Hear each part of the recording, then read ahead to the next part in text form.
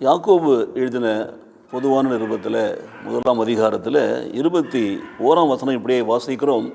ஆகையால் நீங்கள் எல்லாவித அழுக்கையும் கொடிய துர்க்குணத்தையும் ஒழித்துவிட்டு உங்கள் உள்ளத்தில் நாட்டப்பட்டதாகவும் உங்கள் ஆத்துமாக்களை ரட்சிக்க வல்லமை உள்ளதாக இருக்கிற வசனத்தை சாந்தமாய் ஏற்றுக்கொள்ளுங்கள்.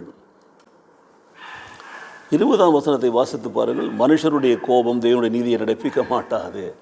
மனுஷனுடைய கோபம் நன்மையான எந்த காரியத்தையும் கொண்டு வராது. மனுஷனுடைய கோபம் நிச்சயமாகவே சண்டையை கிளப்பி விரோதத்தை உண்டு பண்ணி பகையை ஏற்படுத்தி நம்மை வெறுக்கிற பகைக்கிற இன்னும் சொல்லப்போனால் துரோகம் செய்கிற பிள்ளைகளாக மாற்றிவிடும். நம்முடைய கோபம் நன்மையானது கொண்டு வரவே வராது. அதுக்கு தான் சொல்லப்பட்டிருக்கிறது, நம்முடைய கோபமானது தேவனுடைய நீதியை நடப்பிக்க மாட்டாது.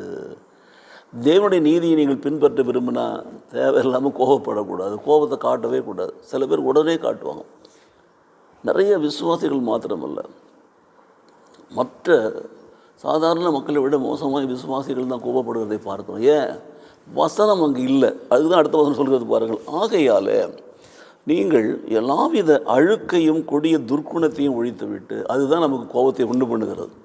அழுக்கு, பொறாமை, காய்மகாரம், தற்பெருமை, ஆணவம், அகங்காரம், மேட்டிமை, தான் என்கிற எண்ணம், இவைகளெல்லாம் ஒழிக்கணும்.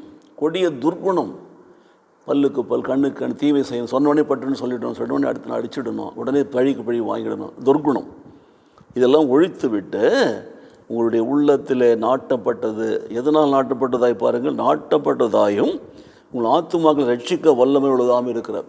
உள்ளத்தில் நாட்டப்பட்டதாக இருக்கிறது, ஆத்துமா ரட்சிக்க வல்லமையாக இருக்கிறது என்னன்னு பார்த்தீங்கன்னா, வசனத்தை சாந்தமாக ஏற்றுக்கொள்ளுங்கள். Accept the truths, accept the word of God. கர்த்தருடைய வசனத்தை சாந்தமாய் பொறுமையாய் நீங்கள் ஏற்றுக்கொள்ளுங்கள். அப்படி நீங்கள் ஏற்றுக்கொண்டீங்கன்னா பார்த்தீங்கன்னா என்ன நடக்கிறது, உங்களுடைய உள்ளத்தில் அந்த வசனம் நாட்டப்பட்டதாகவும் உங்களுடைய ஆத்துமாவை ரட்சிக்க வல்லமை உள்ளதாகவும் அந்த வசனம் இருக்கும். அது உங்களை கோபம் செய்ய விடாது. மாறாக அது உங்களுடைய தேவனுடைய நீதியின் பாதையில் உங்களை நடத்தும். தேவனுடைய நீதியின் பாதையில் நடத்தும். அது தேவனுடைய நீதியை நடப்பிக்க பண்ணும். விசுவாசத்தோடு நீங்கள் செய்ய வேண்டிய காரியம் அதுதான். ஆகையினால் ஒழிக்க வேண்டியதும் அழிக்க வேண்டியதும் நம்முடைய அழுக்கு, தேவனுக்கு பிடிக்கமில்லாத காரியங்கள், அழுக்குகள், பாவக்கரைகள், பொறாமைகள், காய்மகாரங்கள், எரிச்சல்கள், கெட்ட வார்த்தைகள், கெட்ட பேச்சுகள், கெட்ட சிந்தனைகள், துர்குணம், வஞ்சிக்கிற, ஏமாற்றுகிற, பழிக்கு பழி வாங்குகிற துர்குணம், இவைகள் எல்லாவற்றையும் ஒழித்துட்டு உள்ளத்தில் என்ன வரணுமா? கர்த்தருடைய வசனம் வரணும். நம்முடைய ஆத்மாவில் கர்த்தருடைய வசனம் வரணும். சாந்தமாய் அதை ஏற்றுக்கொள்ளணும். ஆவியிலும் ஆன்மாவிலும் அதை நாம் ஏற்றுக்கொள்கிற பொழுது நாம் கோபத்தை ஒழிப்போம். நாம் தேவனுடைய நீதியை நடப்பிக்கிற பிள்ளைகளாக இருப்போம். தேவன் நீதி உள்ளவர். நம்மை நீதியில் நடத்தி நம்மை ரட்சித்து நம்மை உயர்த்தி மேன்மைப்படுத்தி நம்மை ஆசீர்வதிப்பார். ஜெபிப்போமா?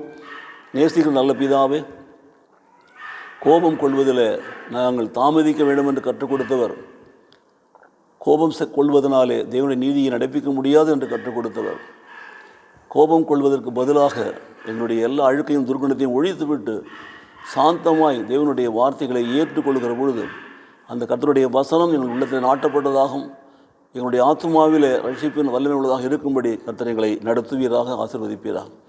ஒவ்வொரு நாளும் உடைய வார்த்தைகளால் எங்களை நிரப்பி வழி நடத்துவீராக. இயேசு கிறிஸ்து நாமத்திலே பிதாவே, ஆமேன், ஆமேன்.